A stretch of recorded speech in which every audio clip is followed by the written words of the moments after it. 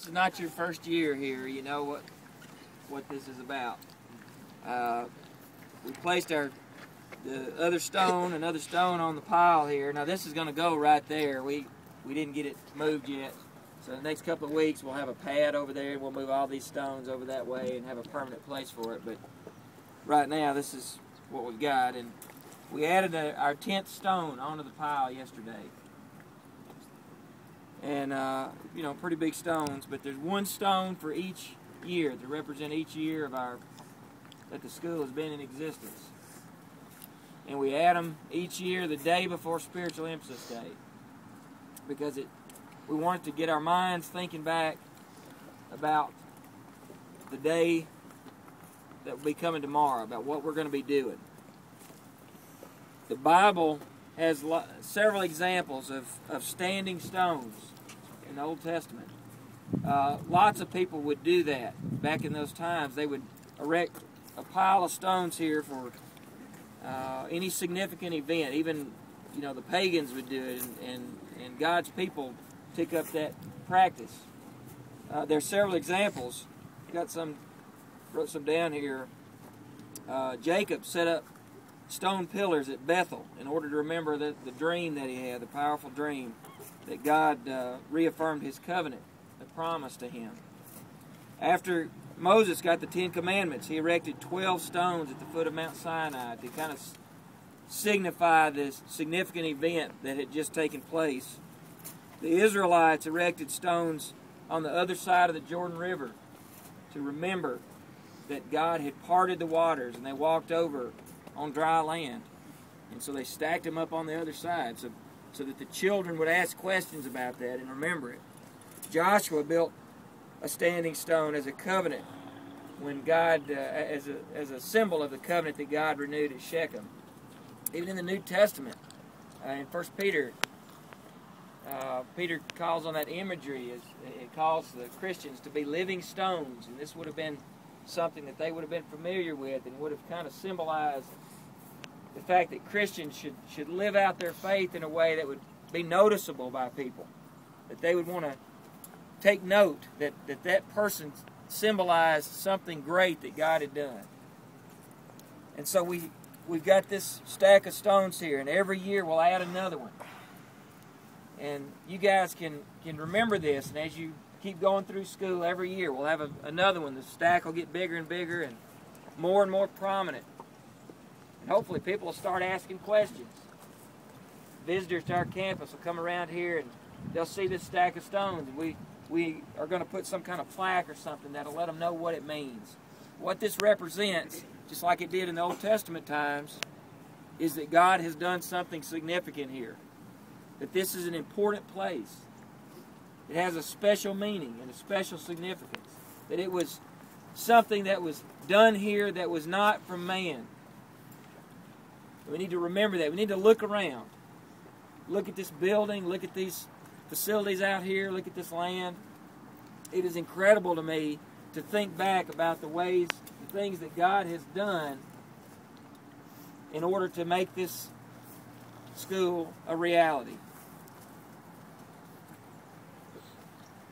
I hope that you guys have your kids come here one day.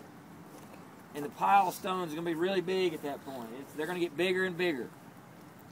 And that's good. That's fitting, because the more people that come through this school, the more people that get a chance to hear on a daily basis about the kind of things that God has done and will do, that's a great thing. That becomes more and more powerful. And as God continues to bless our school, it'll become more and more of a light in the community. And hopefully people will look at you, just as Peter was talking about, as living stones. And when you go out into the world, that people will see your life and they'll say, something significant has happened there. That person is different. That person acts different. There must have been some change, some supernatural event, something of God that changed that person. And when they look at you, then they'll remember that God is a great God. And He can change lives. He can change hearts. Guys, we got about 24 hours. And I want you to diligently search your hearts today and think about how you're going to prepare yourself for what we're going to be able to experience tomorrow. Spiritual Emphasis Day is not just a day out of class. It is the most significant thing that we'll do all year as a school. It's what sets us apart.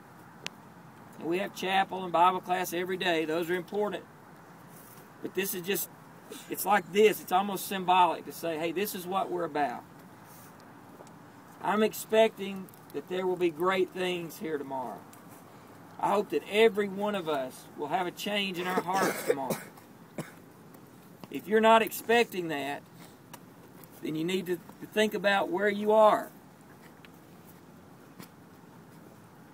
We want to be living stones. We want God to change us and to do some amazing things. I believe He'll do it. Where's Coach Creasy? Coach, you want to say anything? I want you guys to know what kind of faith the school's built on. The church here decided they wanted to make a school, and that's before any of this stuff was here. It was just woods, and they made that choice, and they've struggled with that. There's been things that they had to do and sacrifice to make this happen, and that takes faith. I think it's pretty awesome that God had in His plan all along, even when people thought that it was just woods, that He had a plan for something special here. And this predates me.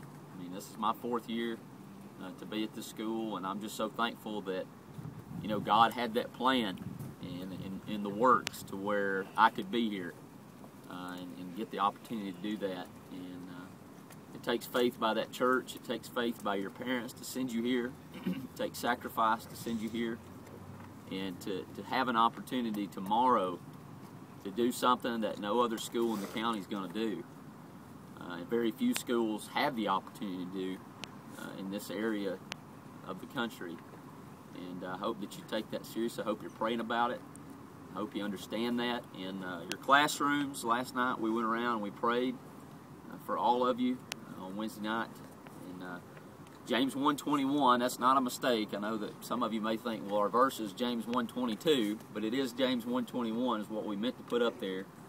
And that talks about, removing the wickedness and things that may be holding you back from following God so that you can receive the Word tomorrow. And then, of course, our verse goes on to say that you can be doers of the Word, not just hearers.